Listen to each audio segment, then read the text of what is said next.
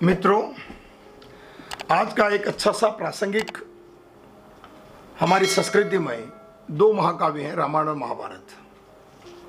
उन दोनों को आधार बनाकर एक विवेचन प्रस्तुत करते हैं। एक जिज्ञासा आई थी कि भारतीय संस्कृति में रामायण और महाभारत के दर्शन वर्तमान जीवन के और वर्तमान विश्व लेवल पर कितने प्रासंगिक हैं। तो जो मुझे प्रश्न पूछा गया उन्हीं का एक प्रत्युत्तर के तौर पर मेरी समझ के अनुरूप उसकी व्याख्या करता हूं कि जो दर्शन है हमारा या मानव जीवन का भी जो विश्व में जीवन शैली है, वो दोनों जीवन शैली ही भारतीय संस्कृति पर ही आधारित है। आप देखोगे कि रामायण में जो संस्कृति है वो हमारी हिंदुत्व या भारतीय शैली रही है, तो वो महाभारत कालीन जो जीवन दर्शन है एक तरह से वही हमारा पाश्चात्य दर्शन की ओर जा रहा है। आप देखोगे कि भारतीय संस्कृति मर्यादात्मक एक दर्शन पर विश्वास करती थी। तो एक युग बदला, त्रेता से हम द्वापर की ओर आए और एक नया दर्शन जन्म लिया, और उस दर्शन को हमने कहा कि महाभारत कालीन जीवन दर्शन। उन दोनों जीवन दर्शनों को हम बारीकी से देखें और उनके पात्रों का एक सटीक मूल्यांकन करें, तो जो तथ्यात्मक चीजें आती है वो तो बहुत लंबी चौड़ी है, इसमें हम 100 वीडियो बना सकते हैं या असंख्य अनेक वीडियो बन जाए। लेकिन जो एक प्रारंभिक तौर पर हम विश्लेषणात्मक बात को उठाएं, तो जो दर्शन है हमारा भारतीय संस्कृति का मर्यादा युक्त दर्शन, और महाभारत कालीन जो दर्शन है जो वर्तमान पूरा का पूरा पाश्चात्य दर्शन में कन्वर्ट हो चुका है।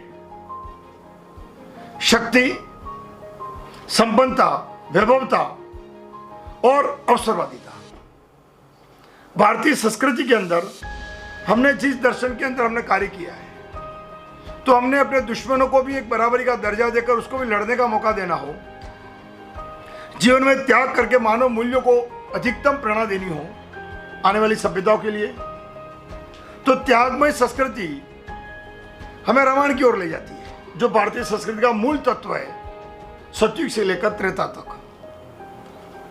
लेकिन जैसे ही द्वापर में हम आते हैं और द्वापर में नया जीवन दर्शन आता है, उसका एक पात्रों का पहले मूल्यांकन कर ले कि रामायण कालीन जो पात्र हैं, जिसमें श्री राम हमारे हैं, लक्ष्मण हैं, भरत हैं, दशरथ हैं, सुग्रीव, रावण, यहां तक कि रावण खुद भी ज्ञानी है, सामर्थ्यवान है और अपहरण करके लाने वाली सीता का भी मान सम्मान रखता है, और उसके विपरीत भावों के साथ कोई भी ऐसा कर्म नहीं करता है जो उसके व्यक्तित्व पर प्रश्न खड़ा करे। उसने भी गरिमा बनाए रखी है। उसकी मृत्यु के बाद लक्ष्मण को उपदेश दिए जाते हैं। रामेश्वरम मंदिर बनाने के लिए जब प्राण प्रतिष्ठा होती है, तो तथ्य कहते हैं कि रावण स्वयं यजमान बनकर वहां आते हैं और पूजा विधि का कर्म करवाते हैं। राम खुद उसे पुरोहित के रूप में स्थापित करते हैं या उसको मान्यता देते हैं। ऐसी अनेक घटनाएं हैं। त्याग है, तपस्या है, मूल्य है। और दूसरी तरफ हम महाभारत में देखते हैं तो वहां पर अवसरवादिता है, मित्रता है, शक्ति संपन्नता है, वहां पर भी कर्मयोग है। दोनों दर्शन राइट है, दोनों प्रासंगिक है, दोनों के आधार पर विश्व के अनेक देश आज भी चल रहे हैं। और पूरी पश्चिमी सभ्यता देखो तो पूरा महाभारत का ही दर्शन है। वहां के एक पात्र को देखो, भीम की पत्नी भी है, और किसी भी कर्म के साथ उसका जो घटोत्कच बेटा भी है, तो वहां एक प्रकरण बनता है, प्रेम प्रसंग बनता है और शादी हो जाती है। लेकिन वो बच्चों को छुपाता नहीं है, सामने लेकर आता है। अर्थात अपनी जाति कर्म से भी परे शादी भी कर रहा है, स्वीकार भी कर रहा है, और अपने संबंधों को सामने लाकर प्रमाणिक तौर पर प्रस्तुत करने में डरता भी नहीं है। रासलीला की अनेक क्रिया हो, आनंद वृत्ति की जो भी भाव है, लेकिन यहां भले भक्ति भाव से आए हो, लेकिन कृष्ण की रासलीला हो, वैभवशाली सत्ता के लिए संघर्ष हो, अर्जुन का शक्ति संपन्न होना हो, अपने किसी लक्ष्य को प्राप्त करने के लिए अपने कुल का एक एक व्यक्ति का पतन होते हुए भी, मृत्यु देखते हुए भी श्रेष्ठतम प्राप्त करने के लिए पूरी सभ्यता संघर्ष करती है। तो आप पूर्ण का पूर्ण एक देखोगे जो वर्तमान हमारी पाश्चात्य संस्कृति के अंदर जो लिप्त है, या भारतीय संस्कृति में भी जो हम भौतिकवादी श्रेष्ठता प्रमाणित करने जा रहे हैं, या जिस तरह से हमारी संस्कृति परिवर्तित हो रही है, वो महाभारत कालीन संस्कृति का ही प्रतिरूप है। जैसे कृष्ण संधिया करते हैं सत्ता और अवसरवादिता के लिए, लेकिन राम भी संधि करते हैं, लेकिन वो मित्रता और समानता के लिए है। मित्रता भी है, समानता भी है। विजय होने के बाद भी उनको कोई लेना देना नहीं है, विभीषण ही वहां का राजा है। समानता, मित्र भी आया है, समानता। लेकिन आप उसी महाभारत में देखोगे तो मित्रता और अवसरवादिता चलती है, सत्ता और अवसरवादिता चलती है, व्यापक संस्कृति का भाव चलता है। वहां सीता और राम के बीच में एक विशिष्ट प्रेम भाव है जो हमारी मर्यादा में कन्वर्ट होकर भारतीय संस्कृति को प्रेरणा देता है। लेकिन महाभारत द्रौपदी की एक पूरी नई कहानी को प्रेजेंट करता है। संघर्ष दोनों नारियां कर रही है, लेकिन दोनों के संघर्ष और शक्ति संपन्न का जो संघर्ष का भाव है, जो द्रौपदी का संघर्ष करके इनपावरमेंट दिखाया जा रहा है, वो भारतीय संस्कृति की वर्तमान परिभाषा में देखें या विश्व के महिला जो अभी भी संघर्ष कर रही है, दोनों का एक प्रतिरूप आपको अभी दिखाई दे रहा है। द्रौपदी किसी न किसी रूप में आज भी महिलाओं में जीवित है। कृष्ण के रूप में कोई ना कोई देश, अमेरिका हो चाहे कोई भी हो, अनेक रणनीतियां बना रहे हैं, संगठन बना रहे हैं, शक्तियां बना रहे हैं, और उस शक्तियों के साथ सत्ता का एक संघर्ष चल रहा है, अवसरवादिता का, और नई परिभाषा और नई शक्तियों का सृजन किया जा रहा है। चाहे वो मंगल मिशन का हो, चाहे किसी चंद्रमा पर विजय यात्रा हो, या सूर्य की विजय यात्रा के लिए कार्य किए जा रहे हो। जैसे महाभारत में एक एक शक्ति का आह्वान किया जा रहा है, नई रणनीतियां बनाई जा रही है। ऐसी रणनीतियां आपको आज के विश्व पटल पर अभी भी दिखाई देती है। वही शक्ति संपन्नता, वही संघर्ष, वही अवसरवादिता, और वही मारकाट, और वो विजय का जो पैमाना चल रहा है, और उन सब के पीछे वैभव है, अभिलाषा है, अपेक्षा है, सौंदर्य है, स्त्रीत्व का अपना एक अपनी परिभाषा में उपयोग और सर्जन का भाव है। चाहे वो रुक्मिणी के वृत्तांत आते हो, चाहे द्रौपदी के आते हो, अंबा के आते हो, अंबालिका के आते हो, गांधारी का संकल्प लेने का एक प्रसंग आता हो, कुंती के अपने प्रसंग हैं, तो उन सभी परिभाषा को देखोगे तो विश्व के वर्तमान राजनीतिक पटल पर या शक्ति संपन्न राष्ट्रों के साथ जो घटना घट रही है, वो पूरी पाश्चात्य संस्कृति किसी न किसी रूप में महाभारत का रूपांतरित स्वरूप है। दूसरी तरफ हम देखते हैं कि महाभारत एक उन्मुक्त शैली की ओर जाता है, तो रामायण मर्यादा शैली की ओर जाती है। वहां सब में मर्यादा है, भक्ति में भी मर्यादा, सबरी की हो कि केवट की हो। वहां पर दुश्मन में भी मर्यादा है, वहां पर मित्रता में भी मर्यादा है। मित्रता में भी अपनी मर्यादा बनी हुई है, एक दूसरे की गरिमा बनी हुई है, और सब उस मर्यादा में त्याग के साथ जीवन का दर्शन देखते हैं। लेकिन महाभारत में जाओ तो उन्मुक्त शैली, तुम मुझे क्या दे रहे हो, मैं तुम्हें क्या दूं, सौदेबाजी हो रही है, एक दूसरे में दाव खेले जा रहे हैं, चक्रव्यूह रचे जा रहे हैं, एक दूसरे को उलझा कर विजय के षड्यंत्र गढ़े जा रहे हैं। यहां कोई षड्यंत्र नहीं गढ़ा जा रहा है। हनुमान जी जाते हैं और जागो कहते हैं, भैया सीता को वापस कर दो, नहीं तो युद्ध होगा। कोई षड्यंत्र नहीं है, खुले आम जो बात हो रही है सीधी मर्यादा के साथ। अंगद जाते हैं, विभीषण भी समझाते हैं, रावण को उनका बेटा मेघनाद भी प्रसंग जो आता समझाता है। मतलब हर एक कैरेक्टर रावण के लिए मेघनाद लड़ रहा है, लेकिन कह भी रहा पिताजी तुम गलत कर रहे हो। कुंभकर्ण भी लड़ रहा है, लेकिन कह रहा है भैया तुम गलत कर रहे हो। षड्यंत्र नहीं रच रहा है कि अंदर जाऊं और जाके जानबूझ के हार जाऊं, मर्यादा है, वचन दिया है तो पूर्ण नहीं पाऊंगा, रिटर्न में कुछ नहीं चाहिए। कुंभ मर रहा है, लेकिन वो कुछ कह नहीं रहा मुझे क्या दोगे। लेकिन महाभारत में जो भी आ रहा है सौदेबाजी कर रहा है, शक्तियों की सौदेबाजी।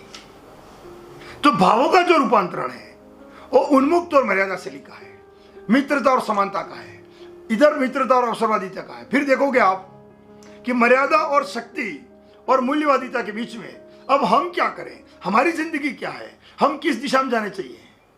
तो भैया हम उस युग में जी रहे हैं, क्योंकि हम त्रेता और कलयुग के बीच में द्वापर खड़ा है, और द्वापर की विजय के पहले हम कभी त्रेता में नहीं जा सकते हैं। त्रेता के मूल्य हमें नहीं आ सकते हैं, और त्रेता के मूल्यों को हमारे अंदर पल्लवित कर ही हम सत्य की ओर जा सकते हैं। तो मानव का रूपांतरण है। हम कहते हैं ना युग बदलते हैं, युग कोई नहीं बदलता है, मानव के स्वभाव बदलते हैं, और स्वभाव बदलेंगे तो प्रकृति की फिजा बदलेंगी, और प्रकृति की फिजा बदलेंगी तो युग के परिवर्तन की आहट आनी शुरू हो जाती है। जैसे एक बच्चा बुरा है और बाद में अच्छा हो गया है, तो उसके अंदर एक युग बदल गया, एक बुरे का दौर चला गया और नया दौर आना शुरू हो गया। ऐसे ही आप देखोगे शक्ति में मूल्य ही भाव मूल्य बनेंगे। यदि आपके शक्ति में मूल्य नहीं है तो कभी भावमय मूल्य बन नहीं सकते, क्योंकि हम इस कलयुग के अंदर जीते हैं। तो पहले शक्ति में मूल्य, जैसे अभी अपन देखें दो सभ्यताओं का, भारतीय सभ्यता मर्यादा और महाभारत और रामायण दोनों दर्शन की फ्यूजन में हो गई है, इसलिए उलझ गई है। कुछ चीजों में मर्यादा को लेकर चल रहे हैं और कुछ चीजों में शक्ति चाहते हैं। अब मर्यादा भी अधूरी है और शक्ति भी अधूरी है, इसलिए हमारी जो सभ्यता है वो हिचकोले खा रही है। दोनों की प्रेरणा हमें, लेकिन हमें से जो सीखना चाह रहे थे उन्होंने अलग रूप में शक्ति के सिद्धांत परिभाषित किए हैं। उन्होंने पूंजीवाद, साम्यवाद और अनेक दर्शन दूसरे दिए, लेकिन उन सब दर्शनों की जो जड़ है वो महाभारत से निकली है। और महाभारत दर्शन वर्तमान में पूरे समाजों के अंदर अलग अलग राष्ट्रों में अलग अलग विश्व पर भूमिकाओं में परिवर्तित रूप में आकार लेना शुरू किया, और यही दर्शन मूल रूप से गया है। रामायण का दर्शन निश्चित तौर पर पूर्ण शक्ति संपन्न होने के बाद आता है। कैसे प्रामाणिकता के साथ मैं सिद्ध कर पाता हूं, आप देखिएगा कि हमारे यहां पर उलझा हुआ दर्शन है। कहीं आप देखोगे हमसे और अविकसित देश है, वहां पर पूर्ण, जैसे लूटमार अफगानिस्तान में चले जाओ, पाकिस्तान में चले जाओ, तो वहां पूर्ण अराजकता है, शक्ति के लिए संघर्ष हो रहे हैं, बिल्कुल मर्यादा है ही नहीं, हम उलझे हुए कुछ। लेकिन जो शक्ति संपन्न है, अमेरिका में जाओ या वेस्टर्न देशों में जाओ, स्विट्जरलैंड, नॉर्वे, जो छोटे छोटे देश हैं, तो उन देशों में आप जाओगे हाई मोरलिटी है, देश के कानून को मान रहे हैं, पर्यावरण का रेस्पेक्ट कर रहे हैं, देश की संपदा का कभी दुरुपयोग नहीं करते हैं। अर्थात शक्ति संपन्न हो गए तो मर्यादा अपने आप आनी शुरू हो जाती है। शक्ति का मतलब है पहले आपके अंदर किसी भी चीज का वो भाव डेवलप होना, जहां तक आप उच्च मूल्य को समझ पाए, क्योंकि उच्च मूल्य समझने पर ही, जैसे आपके अंदर मानसिक शक्ति आ गई ज्ञान की, तो सफाई आदि की मर्यादा और नैतिकता अपने आप आनी शुरू हो जाएगी। तो पहले हमें इंसान को शक्ति संपन्न बनाना पड़ेगा। शक्ति संपन्न बनने के बाद बने हुए नीतिगत मूल्य हैं वो आपके लिए कल्याणकारी और लाभकारी बनने शुरू होंगे। जिसमें अनुशासन नहीं है तो पहले शक्ति पैदा करो कि वो अनुशासन की पालना कर सके। तो हमें महाभारत कालीन उस दर्शन की वैभव, सत्ता, संघर्ष, शक्ति का रूपांतरण करना पड़ेगा, जिसके आधार पर हम अपने जीवन के उस दर्शन को सही आकार दे पाए। फिर उस दर्शन का इम्प्लीमेशन जब नैतिकता के मापदंडों में पल्लवित होना शुरू हो जाता है तो महानता आदर्शवादी बनकर दुनिया को प्रेरित करनी शुरू हो जाती है। जब तक वो मूल्य ही आपके अंदर शक्ति डेवलप नहीं हुई है, चाहे जैसे भी हमारे राष्ट्र पुरुष है अभी कोई, और वो पहले अपनी शक्ति का प्रमाण दे दुनिया के साथ संघर्ष करके, फिर उनके मूल्य जब वो प्रेरणा के विषय बन जाकर दुनिया के सामने आने शुरू होते हैं तो मर्यादा कहलानी शुरू होती है। तो पहले इंसान को शक्ति संपन्न होना जरूरी है, क्योंकि बिना शक्ति के मर्यादा आ जाएगी तो लोग उसको भोला, सीधा या बस ऐसे कहेंगे वो बड़ो हिंदू शुरू है, उसमें कोई अक्ल ही नहीं है। पहले शक्ति संपन्न व्यक्ति ही प्रेरणा का स्रोत बन सकता है। मर्यादा जब उच्च लेवल पर आती है तो उसमें भी त्याग की शक्ति है। जब तक वो शक्ति का भाव हम समझेंगे नहीं तो उस मूल्य को प्राप्त करने के लिए फिर वो दर्शन कैसे टिकता है। महाभारत कालीन जो दर्शन यदि हम इस जीवन में प्राप्त करना चाहते हैं तो उसके भी कारण क्या है, तो संगठित रहना पड़ेगा, गुणात्मक चीजों को उठाना पड़ेगा। जो प्रण ले लेते हो, द्रौपदी ने प्रण ले लिया तो अभिमन्यु का बलिदान भी हो जाता है, लेकिन प्रण छूटता नहीं है। संगठित रहें, कृष्ण जैसा गुणात्मक व्यक्ति साथ में रखें। ऐसे अनेक पहलू जिस पर हम बाद में फिर वीडियो बनाएंगे कि महाभारत का दर्शन हमें देता क्या है और कौन से ऐसे मूल्य हैं जिससे मानव को प्रेरणा मिल सकती है या जीवन का एक समग्र विकास हम कर पाते हैं। तो हम इस सभ्यता का उन दोनों दर्शनों में प्रमुख जो दर्शन है वर्तमान का जो हावी है वो है महाभारत कालीन दर्शन।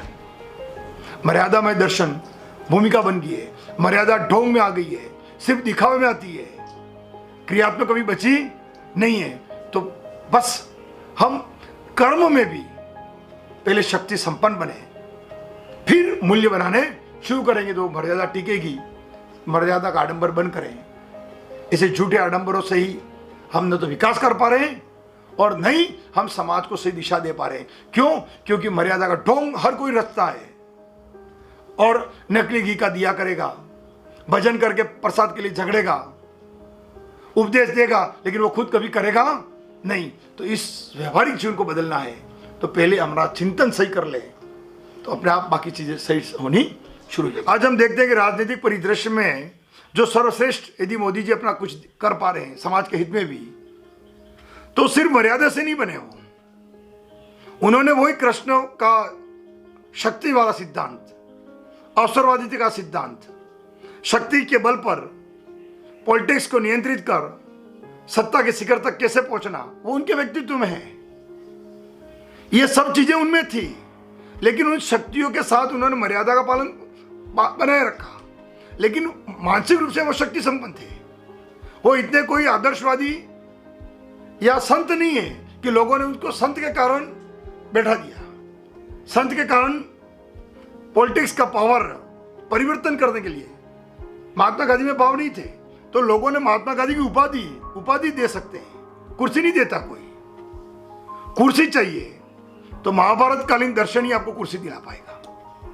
अब शक्ति संपन्न तो हो गए वो, लेकिन शक्ति के बाद अब उनके मूल्य दुनिया को दिखने शुरू है। अब मर्यादा अब काम आएगी, लेकिन शक्ति के बल पर ही वो टिक सकते, वहां मर्यादा के बल पर टिक नहीं सकते। इसलिए समाज में भी आपको कुछ बड़ा बनना है, आपको एक बच्चे को भी अच्छे नंबर लाकर शक्तिवान बनना है, तो उसको अवसरवादिता, अपने समय का उपयोग, डिप्लोमेटिक पावर, हम किसी का अहित ना करें, लेकिन अपनी शक्ति के लिए आपको सामंजस्यपूर्ण महाभारतकालीन दर्शन आपके जीवन में अपनाना बहुत जरूरी है यदि भौतिकवाद में श्रेष्ठ होना है तो। रामायणकालीन दर्शन से एक संत और महात्मा बन सकते हो, लेकिन समाज आपको चरण छू सकता है, लेकिन आपके उपदेशों पर कभी चलेगा नहीं, क्योंकि अभी पूरा का पूरा नशा जो है वो भौतिकवाद का है। अभी पूरा पूरा नशा जो है शक्तिवाद का है। रूप का शक्ति हो, अर्थ की शक्ति हो, ज्ञान की शक्ति हो, किसी भी शक्ति है, हर शक्ति का एक ही काम है, शक्ति से आर्थिक संपन्नता लाओ और वैभवता के शिखर पर चढ़कर अपनी शक्ति का प्रदर्शन करें। फिर शक्ति के बाद उसको मर्यादा के साथ जीवन जीने का प्रेरणा देना शुरू करें, तो धर्म और भाव अपने आप अभिव्यक्त होकर अगली पीढ़ी में रूपांतरित होने शुरू हो जाएंगे। और यही पश्चिमी सभ्यता के देश भी कर रहे हैं। इसलिए आप किसी में भी देखोगे, चाहे वो अनिल अंबानी का श्रेष्ठ बनना हो, तेंदुलकर का भी श्रेष्ठ बनना हो, तो शक्ति के साथ वो डिप्लोमेटिक होंगे, सत्य बोलेंगे तो शायद भारत रत्न नहीं मिलेगा उनको। और भारत रत्न बोलना है तो भारत रत्न मिलने के लिए जो चाहिए वो बोलना पड़ेगा, या ऐसे चुप रहना पड़ेगा। तो क्या हुआ? ये शक्ति के सम्मान के लिए सामंजस्य, अवसरवादिता और सिद्धांत के समीकरण बनने शुरू हुए। यदि आपको भी कुछ श्रेष्ठ बनना है तो इस भौतिकवाद में भावनाओं को भी अभिव्यक्त करना पड़ेगा, मां के साथ भी, कि मुझे बस तेरे लिए सब कर रहा हूं, तो वो सब कुछ आपको वो करवाएंगे। आपने कहा मेरे लिए कर रहा हूं और उनकी भावना नहीं रखी है तो आपको कुछ नहीं करवाएंगे। अवसरवादिता, उसमें भी नैतिकता बनाए रखो कि भैया हमको कर्म में कोई गलती नहीं करनी है, हमारे कर्मों से कोई बुरा नहीं हो ऐसा, लेकिन शक्ति प्राप्त करनी है। तो महाभारत का दर्शन जीवन में अपनाएं। वर्तमान के जितने भी श्रेष्ठ प्रासंगिक व्यक्तित्वों का भी अध्ययन करोगे तो इसी दर्शन के बल पर टिके लोग, वरना बहुत सीधे लोगों का परसेंटेज देख ले तो मैं नहीं कहता हूँ, बिल्कुल गौण यूं नहीं कह रहा हूँ, लेकिन प्रतिशत बहुत कम होता है। और हम में इतना धैर्य नहीं है कि मर्यादा के मूल्यों से हम कुछ बड़ा कर पाएंगे अभी वर्तमान में। तो प्रासंगिकता यही है कि सभी चीज़ों का, शक्तियों का उपयोग करें और अपने वैचारिक शक्तियों से समाज के हित में रचनात्मक कार्य करने शुरू करें। धन्यवाद।